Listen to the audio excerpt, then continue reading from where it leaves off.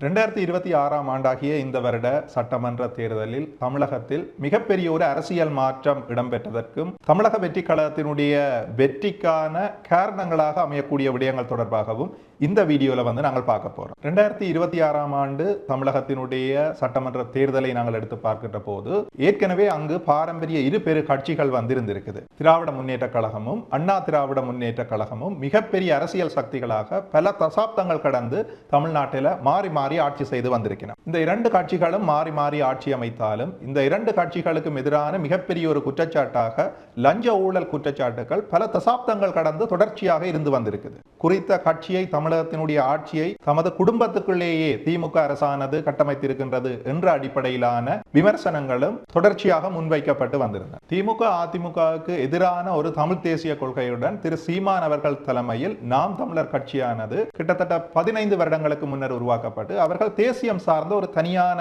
அரசியல் கொள்கையுடன் வித்தியாசமான ஒரு பார்வையுடன் தமது கட்சியை கட்டமைத்துக் கொண்டு வந்திருந்தார். அந்த அடிப்படையில் திமுக அதிமுக நாம் தமிழர் கட்சி என பிரதான 3 கட்சிகளை கொண்ட ஒரு மாநிலமாக தமிழகம் திகழ்ந்து வந்தது. தமிழகத்தில் கலைஞருடைய மறைவுக்கு பின்னரும் செல்வி ஜெயலலிதா அவர்களுடைய மறைவுக்கு பின்னரும் மிகப்பெரிய ஒரு அரசியல் வழி ஏற்பட்டிருப்பதாக உணர்ந்து சில நடிகர்கள் ஏற்கனவே தாம் அரசியலில் செல்வாக்கு செலுத்த முனைந்து அவர்கள் தோற்று போனதையும் நாங்கள் காணக்கூடியதாக இருந்தது. ஏனைய மாநிலங்களோடு ஒப்பிடுகின்ற போது தமிழக மக்களை பொறுத்தவரையில் அவர்கள் நடிகர்களுக்கு கொடுக்கின்ற முக்கியத்துவம் மிக அதிகமாக காணப்படுது. தமிழகத்தினுடைய கடந்த கால அரசியல்ல எம்ஜிஆராக இருக்கலாம், ஜெயலலிதாவாக இருக்கலாம், தேமுதிகவினுடைய தலைவராக இருந்த திரு விஜயகாந்தாக இருக்கலாம், அவர்கள் அனைவருமே சினிமா பின்னணியை கொண்டு சினிமாவின் ஊடாக அரசியலுக்குள் நுழைந்தவர்களாக காணப்படுகின்றார்கள். அந்த அடிப்படையில் தமிழக மக்கள் நடிகர்கள்ல இருந்து தங்களுக்கு பொருத்தமான தலைவர்களை தெரிவு செய்கிறது ஒரு வழக்காராகவே தமிழகத்தில் காணப்பட்டு வந்திருக்கு. இந்த அடிப்படையில தான் திரு விஜய் அவர்களுடைய அரசியல் பிரவேசமும் மிகப்பெரிய எதிர்பார்ப்பை ஏற்படுத்திய ஒன்றாக உலகத் தமிழர்கள் மத்தியில